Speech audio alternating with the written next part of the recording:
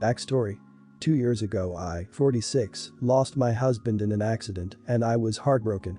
We had 3 children and I thought we were very happy until his mistress showed up at my door demanding money to support the child my husband fathered.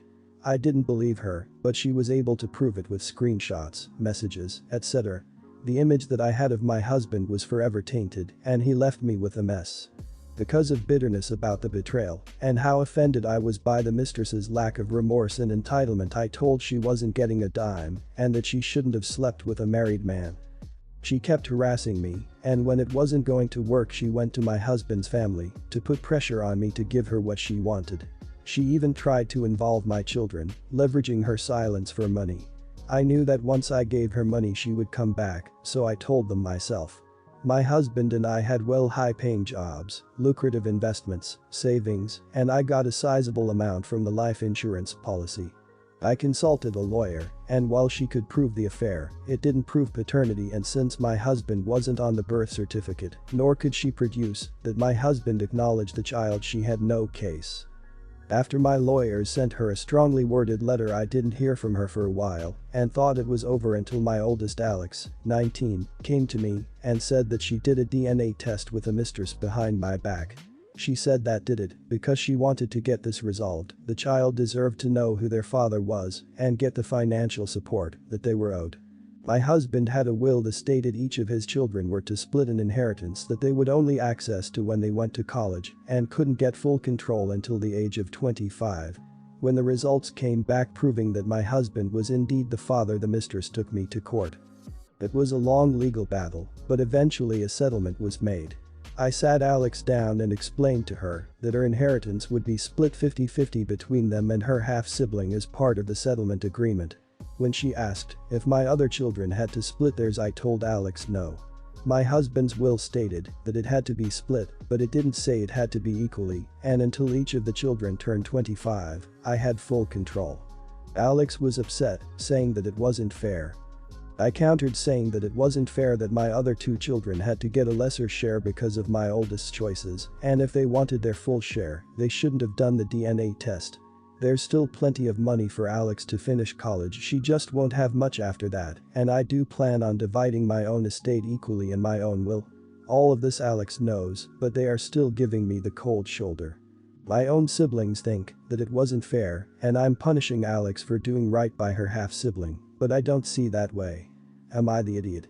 Update. Alex is my daughter, not my son. When I first started writing this, I wanted to leave gender out of it in case it influenced people's judgment, but then I remembered that Reddit tends to prefer that age and gender get mentioned, so I added 19 at the last minute.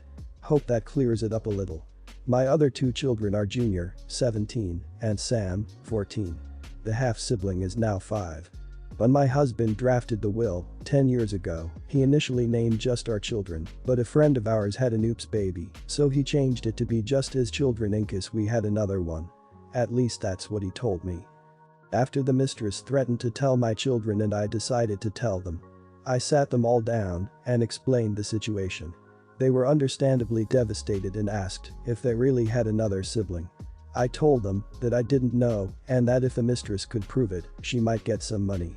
I told them that if they wanted to know if they had a sibling or not we could find out, but I made sure that they understood that their inheritance could be affected and other people might come out claiming the same thing and get more money.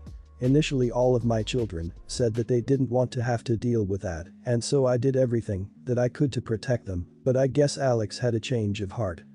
Until the DNA test I had no reason to believe that my husband's mistress was telling the truth and acted accordingly. I kept following my lawyer's advice, and if she wanted the money the burden of proof was on her. While some of you might think I the idiot, please understand that my decision wasn't spiteful.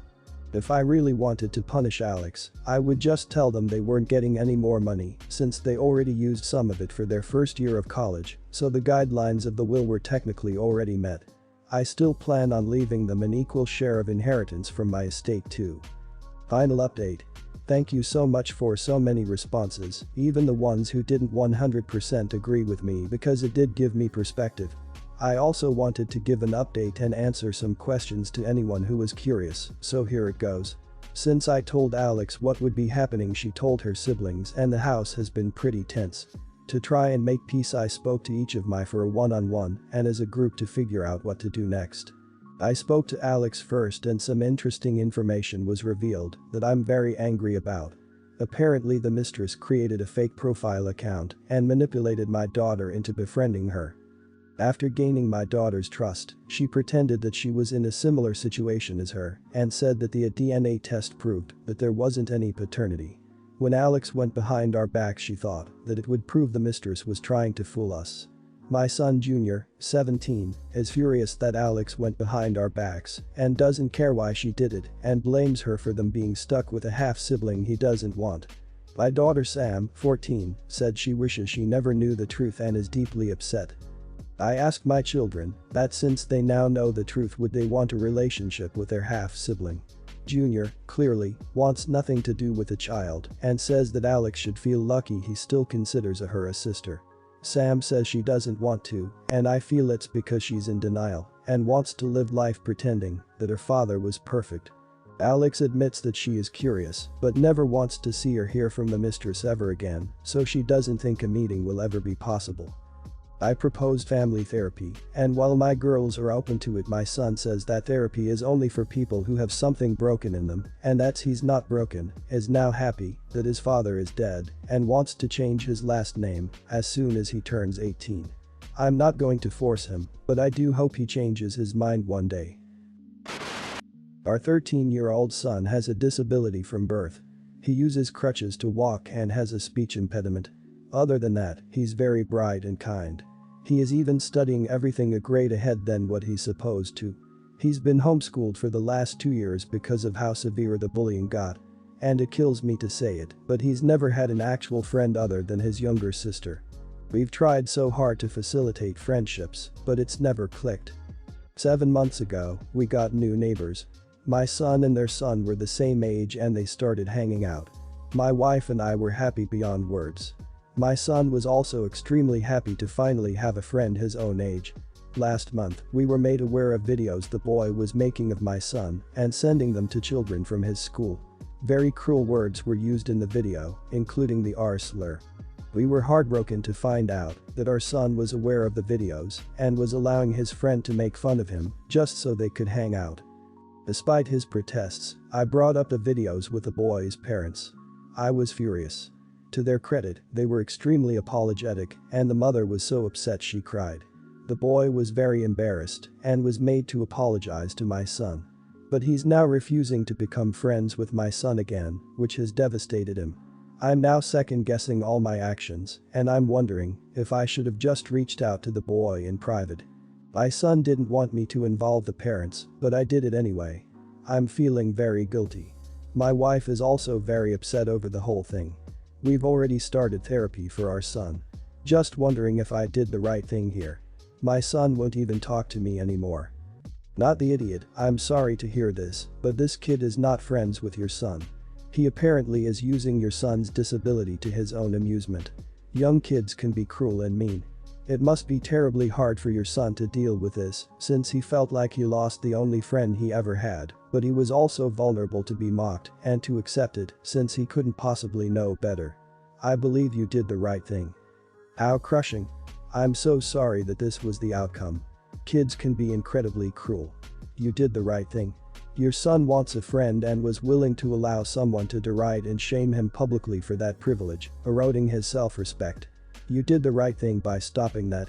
It was best not to talk to the neighbor kid yourself, it would have only make things worse for your son in all likelihood. Approaching the parents was the right thing to do. Not the idiot. Talking to the kid directly may have had the same end result anyways. Though your son didn't want the parents involved, he's a kid, you're the adult. You made a reasonable judgment call, and sadly he's lost his friend.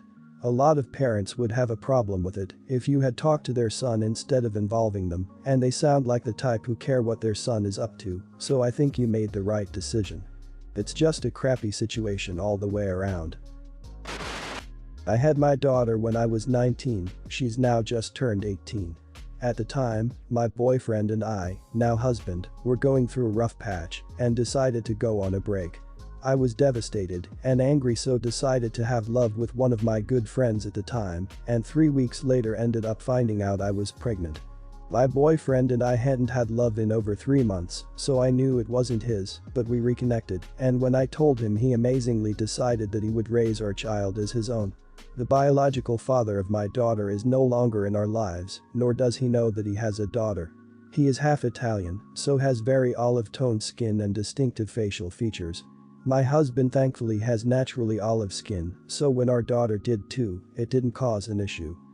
The fact that he's not her biological father has never been an issue, and we rarely even think about it. He is her dad, and he always will be. We decided not to tell her, because I didn't want her to have some kind of identity crisis, and because I know her biological father would want nothing to do with her, and that would break her heart. She's 18 and an extremely curious girl, and one thing she's been talking about doing a lot recently is an ancestry test to find out her genetic heritage and background. My husband and I have obviously been against her doing it, but she has her own money now, and if she desperately wants to do it, I know she will. My husband's parents have done these ancestry tests, and they originate from Russia, so my daughter would know instantly something was up if she did one, and it came up Italian. My husband is insistent that we tell her before she finds out through a DNA test by accident, as he thinks it'll cause more hurt if she finds out before we tell her. I refused, saying there's a chance she won't end up doing the test, and then we've told her for absolutely no reason. I never used the "you're not a real dad" line, but I did on this occasion and told him it was my decision. He doesn't want our daughter to know anything is wrong between us, so he's still sleeping in our bed, but he hasn't said a word to me and is upset that I acted that way. Am I the idiot? You're the idiot. She's a whole person. I get that your hub's not being her biological dad isn't a big deal to you, but you've never given her the chance to figure that out for herself. She has a right to know, and a right to pursue a genetic understanding of herself for health reasons, and a right to know her own history. You've waited pretty long, and it'll be rough. But a lot less rough than her finding out from someone who isn't you.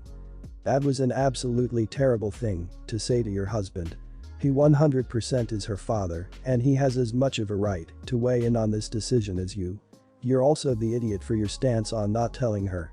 Having her potential find out alone and feeling like she was some kind of dark secret could be so damaging to her.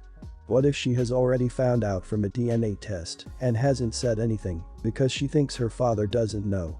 You're also the idiot because you say her bio father would want nothing to do with her, but you never even told him he had a child. How could you possibly know this? Honestly, all of your thought process sounds like you're more concerned about your own mistakes and feelings rather than the people in your life.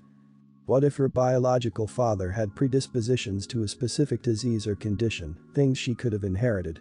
Before she turned 18, you were legally empowered to make decisions for her, and you had that information, or at least the knowledge needed to find out if necessary. You cannot send her out on her own without knowing enough about her own body to make those decisions for herself.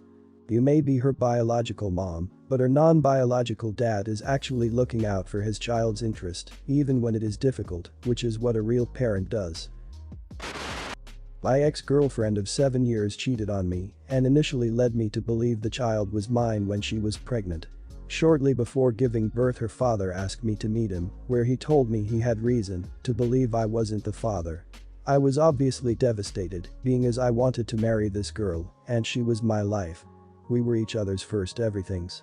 The reason she gave for cheating on me is that technically we were broken up. We weren't, we had an argument and she moved to her parents' house for a few days to calm down, and that she had never been with anyone apart from me.